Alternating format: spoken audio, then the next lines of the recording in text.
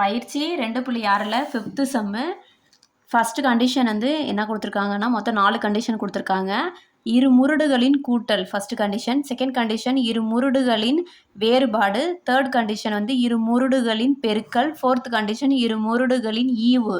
4 condition கொடுத்து, ஆகிய நிகழ்வுகளில் உம்மால் ஒரு முழுமையான முருடை பெற இயலுமா அப்படின்னு கேட்டிருக்காங்க. ஒவ்வொரு விடையையும் ஒரு எடுத்துக்காட்டு கொண்டு விவரிக்க. ஒரு எக்ஸாம்பிள் வச்சு இதை வந்து சால்வ் பண்ண சொல்லியிருக்காங்க.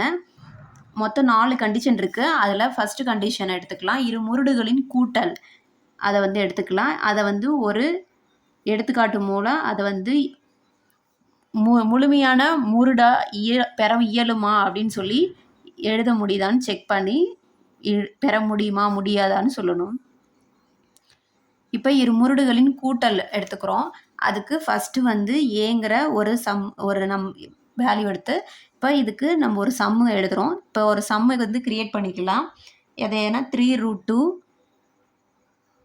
+ 5√2 இது வந்து கூட்டல். இரு முருடு எடுத்திருக்கோம், கூட்டலில் எடுத்திருக்கோம். இப்போ இது எப்படி எழுதலாம்? ரெண்டுலேயுமே காமனாக √2 இருக்குது. வெளியே எடுத்துட்டோம்னா என்ன கிடைக்கும்?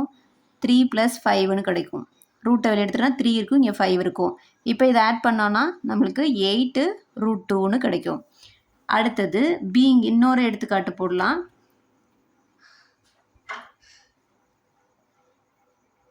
3√6 + 4√6 = இப்போ இதை வந்து அடுத்து செகண்ட் சம் எழுதியாச்சு. இதில் இருந்து காமனாக √6 வெளியே எடுத்துட்டோன்னா 3 + 4ன்னு கிடைக்கும். இப்போ ஆட் பண்ணால் 7√6ன்னு கிடைக்கும். இப்போ இரு முருடுகளின் கூட்டல் வந்து பெற இயலுமான்னு கேட்டாங்க. இப்போ இது வந்து ஒரு முழுமையான முருடு பெற இயலும்னு எழுதணும். ஏன்னா நம்மளுக்கு இது கிடச்சிருச்சு. இது இயலும்னு சொல்லி எழுதணும். ஒரு முழுமையான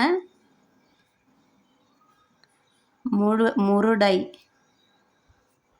பெற இயலும். அடுத்தது செகண்ட் கண்டிஷன் என்ன கொடுத்துருக்காங்க? இரு முருடுகளின் வேறுபாடு கேட்டிருக்காங்க. இப்போ அதை சால்வ் பண்ணிக்கலாம். வேறுபாடுனா கழித்தல். இரு முருடுகளின் வேறுபாடுக்கு நம்ம ஃபஸ்ட்டு சம் வந்து எப்படி போடலான்னு பார்க்கலாம். எடுத்துக்கலாம். நம்மளே எடுத்துக்கிறதா √75 - √48 = √75 நம்ம எப்படி பிரித்து எழுதலான்னு அப்படின்னு சொல்லிட்டு பார்க்கணும். இப்போ 25 × 3ன்னு சொல்லி இதை பிரிக்கலாம். அதாவது 25 × 3 25 3 75ன்னு கிடைக்கும். -√48 எப்படி பிரிக்கலாம்னா 16 × 3 16 3 48ன்னு சொல்லிட்டு கிடைக்கும். இப்போ இதிலருந்து 5² வந்து 5² தான் 25. 5 ரூட்லேருந்து வெளியே எடுத்தால் 5√3ன்னு கிடைக்கும். -4 4 16 4² தான் 16. அப்போ 4 வெளியே எடுத்தோன்னா 4√3ன்னு கிடைக்கும். இப்போ இதிலேருந்து இதை காமனாக √3 வெளியே எடுத்துட்டோன்னா 5 - 3 5 - 4ன்னு இருக்கும். இப்போ இதை கழிச்சோன்னா நம்மளுக்கு 1ன்னு கிடைக்கும். இப்போ √3 இது. அடுத்தது இன்னொரு சம்மு அதுக்கு எக்ஸாம்பிளாக பார்க்கலாம்.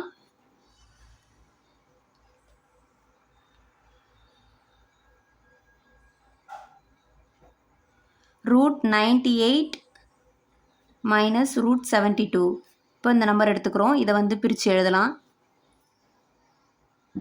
இப்போ 49 × 2 49 × 2 98ன்னு கிடைக்கும். -72 எப்படி பிரிக்கலாம்னா 36 × 2ன்னு பிரிக்கலாம்.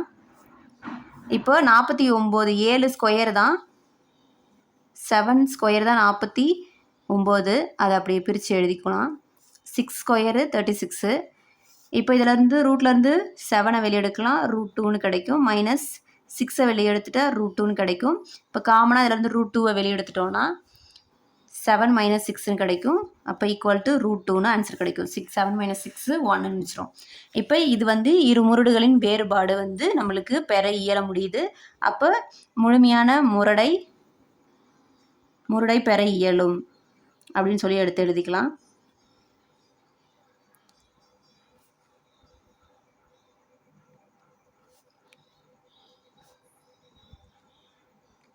அடுத்தது தேர்ட் கண்டிஷன் என்ன கொடுத்துருக்காங்க? பெருக்கல் பலன் கொடுத்துருக்காங்க. இரு முருடுகளின் பெருக்கல். அது வந்து பெற இயலுமா இயலாதான்னு சொல்லி கேட்டிருக்காங்க. இரு முருடுகளின் பெருக்கல். இப்போ அதுக்கு ஒரு கண்டிஷனு, அதாவது அதுக்கு ஒரு எக்ஸாம்பிள் பார்க்கலாம். அதுக்கு நான் நம்பர் எடுத்துக்கிறேன் √8 × √6. இதில் நீங்கள் வேறு நம்பர் கூட எடுத்து போடலாம். இப்போ √8 × 6 ஈக்குவல் இது ஆன்சர் என்ன? 8 ஆர் 48. அவ்வளோதான், இதுதான் பெருக்கல். ரெண்டுத்தையும் பெருக்கி எழுதினா போதும். 2 முருடுகள் எடுத்து அதை வந்து பெருக்கி எழுதுகிறோம். இப்போ √11 × √3ன்னு எடுத்துக்கிறோம். இப்போ இதை வந்து பெருக்கி எழுதலாம். 11 × 3 ஒரே ரூட்டாக மாற்றி எழுதுகிறோம். இப்போ இதை வந்து பெருக்கி எழுதும் போது √33ன்னு வரும்.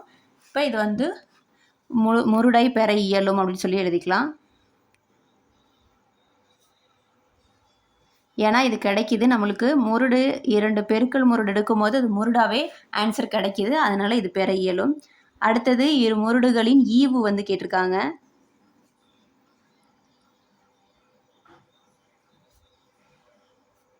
ஈவு கேட்டிருக்காங்க. அதை எப்படி சால்வ் பண்ணலான்னு பார்க்கலாம். இப்போ அதுக்கு ஒரு எக்ஸாம்பிள் எடுத்துக்கலாம். √55 டிவைடு √5. இப்போ இதை எப்படி மாற்றி எழுதலாம்னா √55 டிவைடு √5. அதாவது டிவைடில் இருக்கிறது சிம்பிளில் இருக்கிறத டிவைடாக மாற்றுறோம். இப்போ இதை வந்து எப்படி பெருக்கலான்னா 5 × 11 பெருக்கும் போது 55ன்னு கிடைக்கும் √5.